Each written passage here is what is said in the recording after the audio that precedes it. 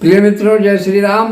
आज आपके सम्मुख ऐसी हास्य कथा हम आपके लिए लेके आए हैं कि जिसे आप सुन करके जो हंसने वाला नहीं होगा उसकी भी हंसी बंद ही नहीं होगी। पता, एक आदमी किसी गांव में गया, वो गांव वालों से पूछता, क्यों भैया ये गांव रामपुरा है? तो गांव के लोग, बुंदेलखंड की घटना, ये रामपुरा है? तो गांव वाले कहें हाओ। अब वो समझे नहीं कि हाओ है कि रामपुरा। फिर दूसरे से पूछा, भैया रामपुरा हाओ। तीसरे से पूछा, रामपुरा हाओ। अब सब कहें हाओ। एक आदमी पढ़ा लिखा दिखा, उसने कहा कि भाई साहब ये गांव रामपुरा है? उसने कहा जी हाँ। हाँ, अब समझ में आया, यहां सब लोग हाओ हाओ करते थे, आपने जी हां कहा। तो वो बोला कि जो बिना पढ़े लिखे लोग हैं वे हाओ हाओ करते हैं, और जो पढ़े लिखे हैं वे जी हां ऐसे बोलते हैं। अच्छा, तो आप तो पढ़े लिखे होंगे? तो बोला हाओ। अब जो स्वाभाविक था सो निकल गया। राजस्थान के एक छोटे से गांव में एक महात्मा गए, सत्संग हुआ। एक सत्संगी नित्य आते थे। एक दिन उन्होंने प्रार्थना की कि महाराज यहां से और ज्यादा इंटीरियर में हमारा छोटा सा गांव है, मां आ नहीं सकती, उनको दर्शन देने चलो। महात्मा ने कहा ठीक चलते हैं। एक दिन गए, उस व्यक्ति ने मां से कहा, मां महात्मा आए, प्रणाम कर। तो बुढ़िया श्रद्धालु तो थी, लेकिन अपने टूटी फूटी मारवाड़ी बोली में बोली, गोरूजी थारे खुर छू। अब एक तो गुरुजी को गोरूजी कह रही थी और चरणों को खुर।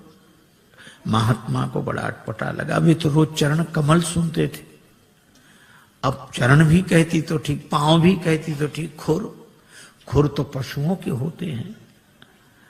तो महात्मा उसे प्रेम से समझाने लगे, माता जी ऐसे बोलती हो महात्माओं से, नरक जाओगी नरक।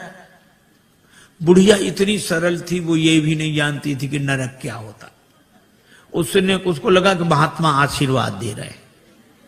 सो हाथ जोड़ के कहने लगी, महाराज हमारा कहां भाग्य जो नरक जाए, नरक तो आप जैसे महापुरुषों को मिले हैं प्रभु। महात्मा खिलखिला के हंसने लगे। अरे ऐसी सरलता पर महात्मा क्या परमात्मा प्रसन्न हो जाते हैं। मुस्कुरा रहे, सुन केवट के बैन प्रेम लपेटे अटपटे, बिहसे करुणाएं। भगवान हंसते हैं। बात भले ही अटपटी हो पर प्रेम में लिपटी हो तो परमात्मा को प्रसन्न कर देती है। से करुणाएं। और केवट की मांग की चौपाई एक ही, बहाने से भी बात नहीं बनी। एक के घर मेहमान आया, जाने का नाम ना ले। दोपहर का तो भोजन करा दिया, वो इतना कृपण शाम का भोजन न कराए, लेकिन मना कैसे करे। बेटे से बोला, मेहमान के पास जब बैठे हो तब आकर पूछना शाम के भोजन के लिए। बेटे ने कहा, पिताजी शाम को भोजन क्या बने? तो पिता मेहमान के बगल में बैठा था। पिता कहने लगे, शाम को फिर भोजन?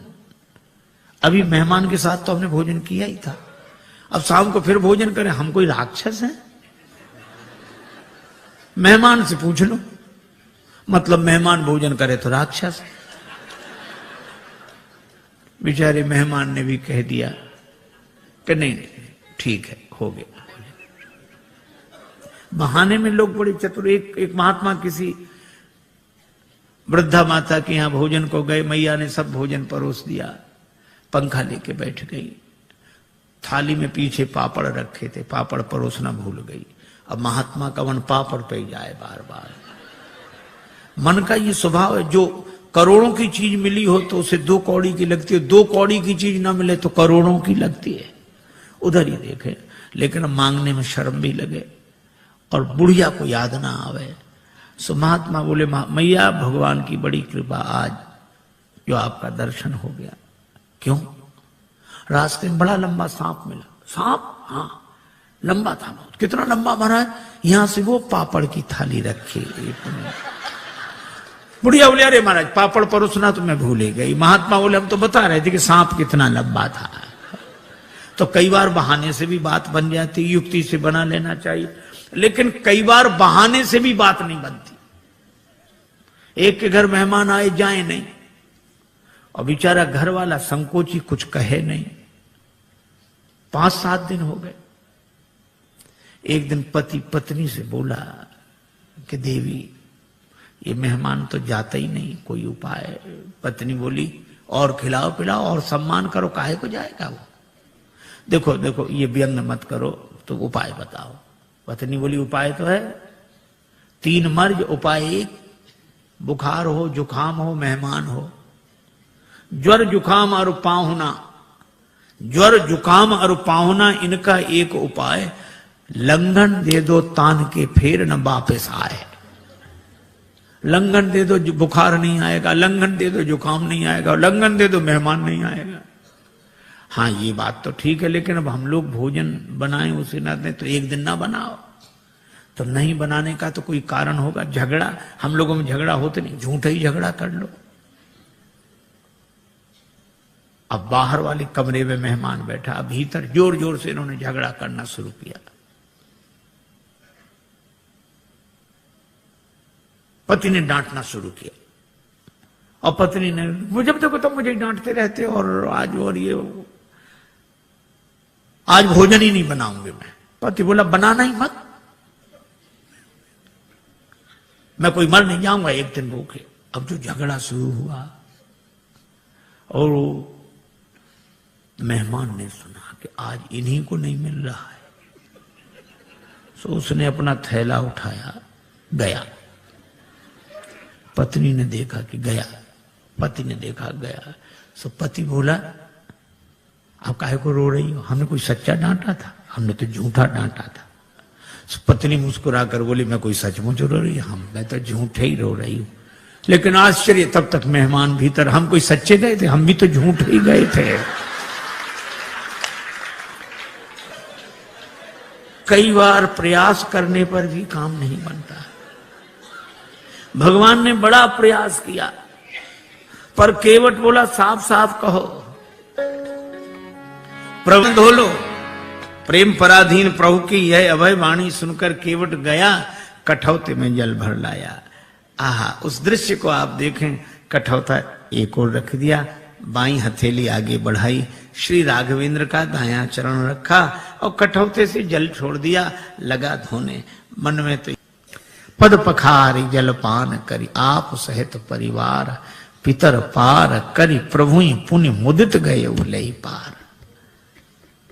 पितरों को पहले पार किया। ये देखो प्रसंग कितना सुंदर संकेत करता है। श्रद्धा से एक शब्द बना है श्राद्ध। हम लोग उनका भी श्राद्ध करते हैं जो हमारे पूर्वज अब शरीर में नहीं है।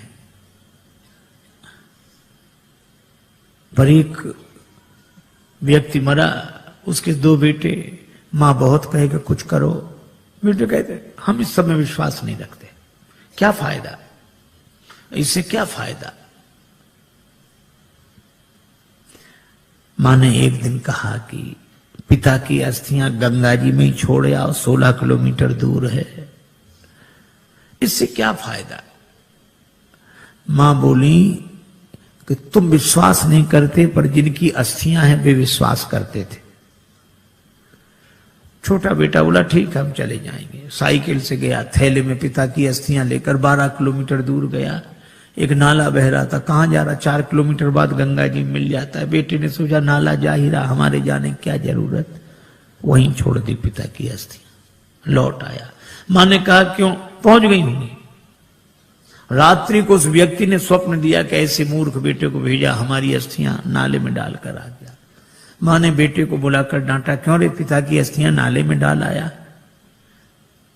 बेटा बोला तुमसे किसने कहा, तुम्हारे पिताजी आए थे रात को सपना देने। तो भी उसने अपनी गलती स्वीकार नहीं की, बोला पिताजी का तो जिंदगी भर दिमाग खराब रहा, मरने के बाद भी पागलपन गया नहीं है। मां ने डांट कर कहा क्या पागलपन है? बेटा बोला 12 किलोमीटर इधर लौटकर सपना देने तो आ सकते थे, 4 किलोमीटर उधर नहीं जा सकते थे। यह हाल है। आज रक्त के संबंधों का पहले जैसा अर्थ नहीं है। आज रक्त के संबंधों का पहले जैसा अर्थ नहीं है। तर्पण भी मिल ही जाएगा, ऐसी भी कोई शर्त नहीं है।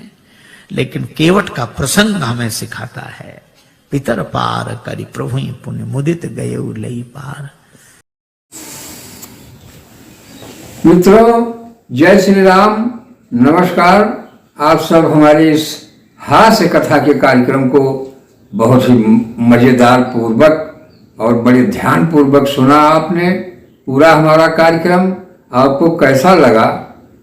तो इस कार्यक्रम में हमारे आप चैनल के जो भी आ रहे हैं प्रसंग, इसमें आपको हास्य कथाएं भी बहुत ही मार्मिक ढंग से मिल रही हैं।